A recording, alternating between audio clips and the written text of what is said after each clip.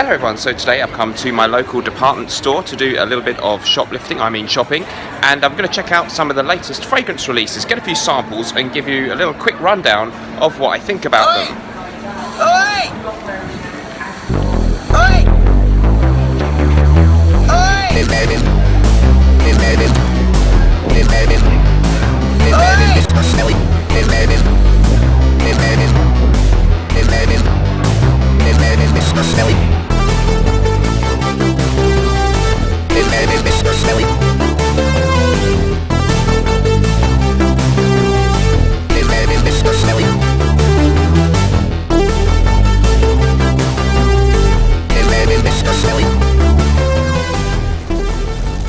Okay, so here I am in that same shopping centre and I've got my samples with me, having a coffee, and I'm just going to talk through them. This is recorded after the event, of course. I took them home and I've given them all a good smelling, and I sprayed them on skin and or cards in the shops too. So this one, John Varvatos Artisan Pure, has been getting quite a few really positive reviews from other YouTube reviewers, and I'm pleased to say that I can absolutely see why.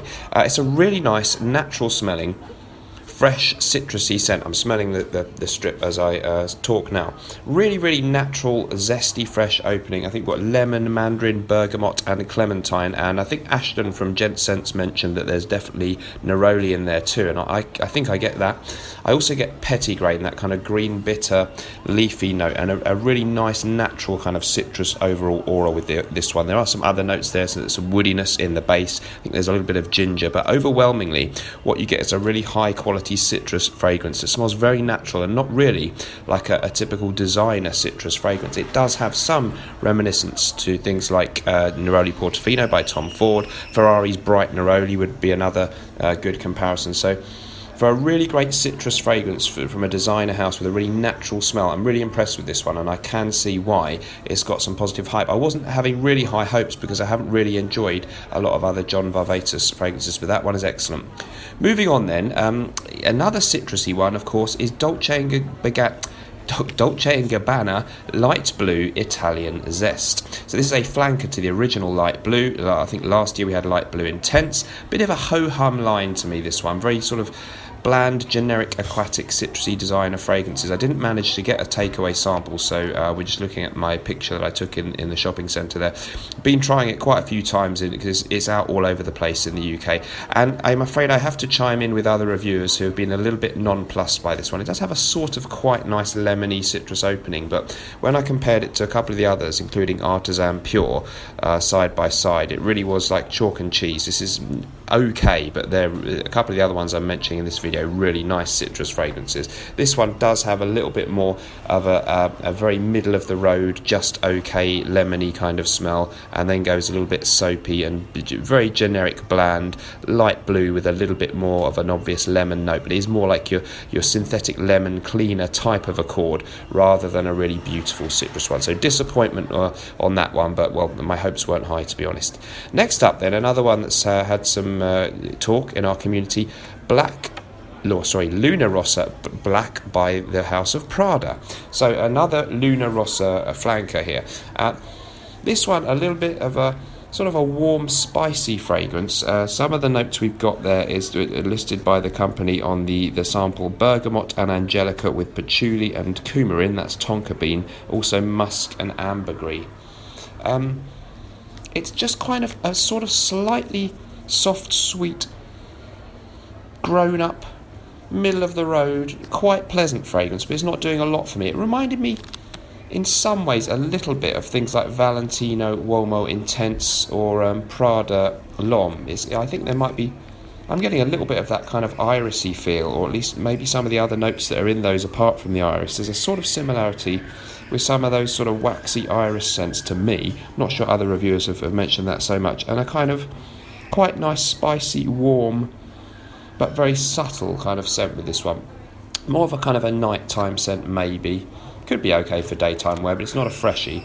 And it's okay, but I'm not very wowed by it. So sort of soft, spicy, bit of a mixture of a few other things that are out there, I think, and it's kind of a safe bet, a safe release from the house, but not really a very exciting one to me. So quite pleasant, soft, spicy, warm, a little bit masculine and musky, but there's not a lot going on there to get excited about. So that one I'm a little bit nonplussed. You can see me not quite sure how to present the plastic sample there, so I've lent it on the lid of my coffee. Classy, huh? So yeah, Prada Luna Rossa Black, I would say probably not one of the ones I was most excited about. So let's move on to something else next. Okay. Next up, we've got Mont Blanc Legend Night. So these are all sort of recent releases from about the last 12 months. I think this might have been last year that it came out. But anyway, Mont Blanc Legend Night. So I'm not usually wowed by Mont Blanc fragrances. Mont Blanc individual is quite good. A lot of the others, Presence and stuff like that, Legend itself, I can kind of happily live without. But this one, I wanted to give it a fair chance. So it's a sort of spicy, sweet fragrance, sweeter than the last one, definitely sweeter than the Prada one. Some of the listed notes in it, we have citrus freshness, apparently, with cool spices, candied apple, and cedarwood, and apparently an addictive masculine heart. And in the base you've got vetiver and woods with black vanilla. So some people have said that it's a little bit like a toned down version of Eros from Versace with the candied apple note. That rang alarm bells because that always makes me think of 1 Million from Paco Rabanne, and there's a little bit of that kind of feel in it for me as well. So it seems like a very safe mass market, sweet, masculine, modern scent. A little bit more darkness and depth than some of the things like Paco Rabanne 1 Million, but yeah, nothing to really stand out from the crowd with this one. Sort of a sweet, spicy, modern scent with a little bit of that slightly youthful, playful, club-friendly, I guess, very sort of sweet, synthetic, candied apple, slight undertone of bubblegumminess, but a little bit more dark and grown up than some of the more blatant examples of that, but didn't do much for me, I'm afraid, that one. Moving on then to the world of niche, we've got Chinotto de Liguria. My pronunciation has been corrected. This is Acqua de Parma's latest release from their Blue Mediterraneo line. This one I was quite excited about. Chinotto is a citrus fruit which is mainly found and known, I think, in Italy. So there is a drink, apparently, in numerous drinks, and either alcoholic or not, that you can have with this note or accord or flavour being used. I've never smelled or tasted it, so I can't say how realistic the note is, but it does have a really nice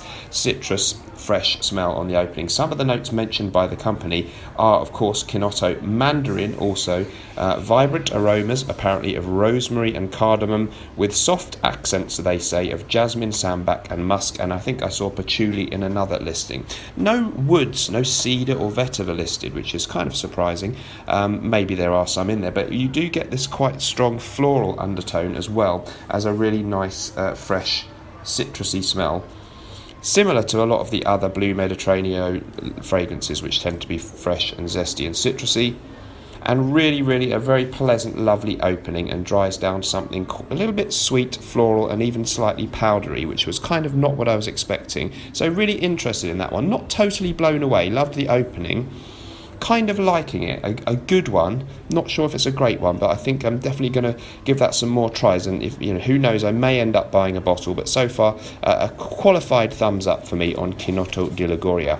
Last but not least then, it's going to be 1 Million Lucky, which has received a lot of talk and hype in our community. So this is the latest flanker of 1 Million from Paco Rabanne, which I'm not a huge fan of the original. It's okay, but too bubblegummy and juvenile and sweet for my taste, personally. This one, again, it's a gourmand fragrance. We can see there a hazelnut craving, cedar that captivates, and a prune shot that bites, whatever that means.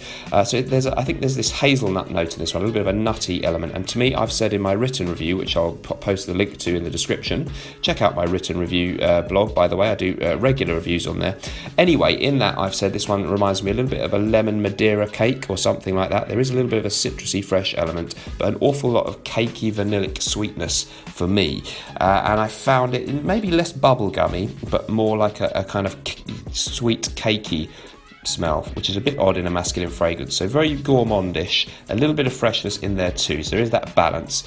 And I can see that it could actually be popular with a lot of younger people, but for me, a little bit garish and gaudy in its smell, and a bit synthetic, and the bottle is tacky, but I could forgive that if the scent was great. But to me, just a kind of cakey sweetness and a modern generic element to this one that there was really nothing that stood out about it. And it is a twist and different to the original 1 Million, but it seemed an amalgam of so many many other sweet scents out there. If you're looking for a real out-and-out gourmand in this kind of mould, I would say Ferragamo Well Mould with the famous tiramisu note is a little bit better, although I'm not wild about that one. So that one's unfortunately a bit of a disappointment for me. So those were some of the more recent releases that have been getting some talk and my opinion on them. My two favourites then were Artisan Pure, brilliant fresh scent, I can see why that's got some hype, and sort of Chinotto di Liguria, although so far I still prefer Fico d'Amalfi from Acqua di Parma. Thanks very much for watching. Let me know what you think about any of these fragrances. Have you tried them? Please comment down below. Remember, whatever you're doing in life, let's project. See you in the next video. Bye bye.